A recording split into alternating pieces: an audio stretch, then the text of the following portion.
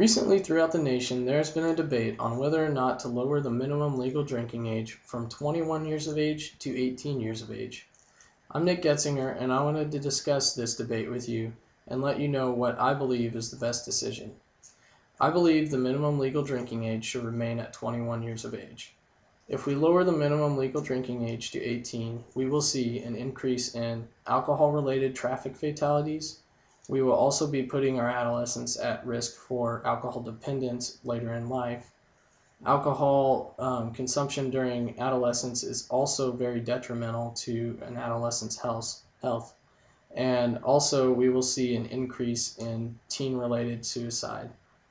Now I know that most of my audience would know of at least one person that has been killed in a drinking and driving accident.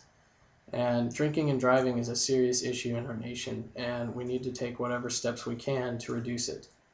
The Center for Disease Control and Prevention website states that in 2009, 10,839 people were killed in alcohol-impaired driving accidents, accounting for nearly 1/3 of all traffic-related deaths in the United States. Now, 1/3 of traffic-related deaths in the United States contributed to alcohol is a very large number when considering all the other accidents that occur throughout the nation over the year. This needs to be reduced, and then we can save lives this way. From records from the National Highway Traffic Safety Administration, between 2006 and 2007, 3,866 of the reported alcohol-impaired driving fatalities were persons under the age of 20. This is roughly 12% of the total of all alcohol-impaired driving fatalities for those years. Now, when you compare the ages from 20 to 16 compared to ages of people above 20, 12% is actually quite a large number when considering alcohol-related fatalities on the road.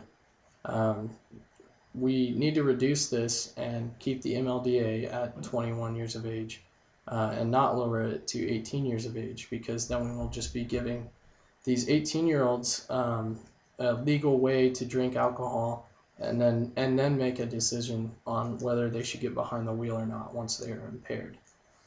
In an article entitled "Did the Federal Drinking Age Save Lives?" by Jeffrey R. Marone from Harvard University, it was reported that the MLDA 21 has been contributed to saving 25,000 lives from when it was established in 1984 until 2008. Marone also included a graph that showed an overall decrease in alcohol-related driving fatalities from 1982 to 2007, which I will go ahead and show you here. Now, you may not be able to see this very well, but these are years. This is 1982 and this is 2007. This is the percentage of alcohol-related fatalities on the road, and the black dots are the age group of 16 to 20, and the white dots are the age group of 20 and above. And as you can see, there is an overall decrease from when the minimum legal drinking age of 21 was established here in 1984 to 2007. So it has gradually been decreasing in both age groups since it was established. This does prove that the MLDA of 21 has been saving lives on the road. Now, alcohol has been contributed to killing people on the road, but it has also been contributed to developing alcoholism later in life. In a research article entitled "Teen Drinking and the Onset of Alcohol Dependence, a Cohort Study Over 7 Years" by Yvonne Bonomo, it was reported that teenage drinking, along with several other health risks and behaviors in adolescence, predicted alcohol dependence in adulthood.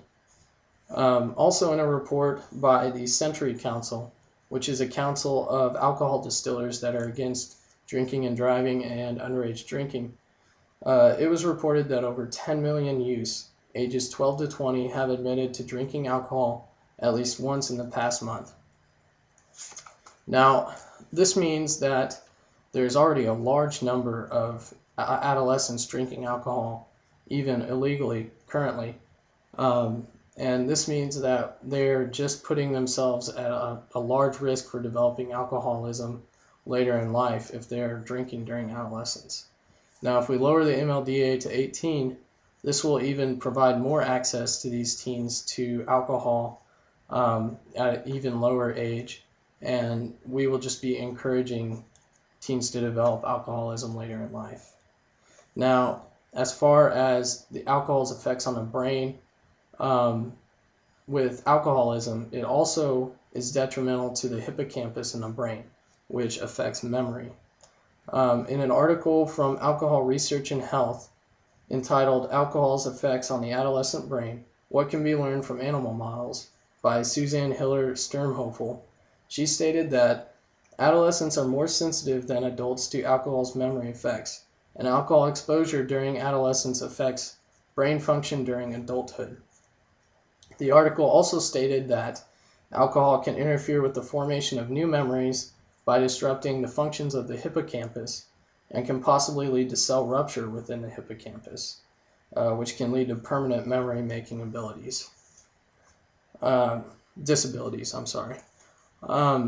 If we are allowing adolescents to drink at the age of 18, then this is a very important time in brain development, and if we're just legally allowing them to drink, they are destroying their hippocampus and destroying their ability to form new memories and recall later memories later in life, and it's only going to get worse if they continue drinking later on in life.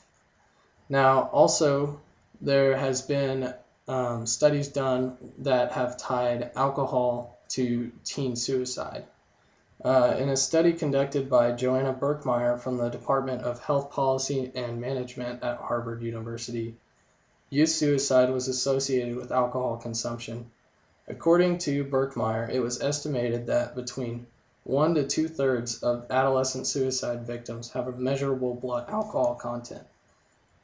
This means that these adolescents that commit suicide have been drinking, and 1 to 2/3 is actually quite a large number compared to ones that have not been drinking. So this is a very serious issue, and restricting access to alcohol to these minors will help reduce these teenage suicides.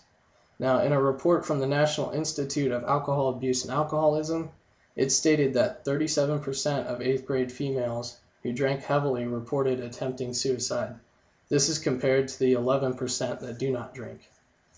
Now, when you can compare adolescents that don't drink and do drink compared to both of them trying to commit suicide, it's a realistic factor that alcohol does contribute to teenage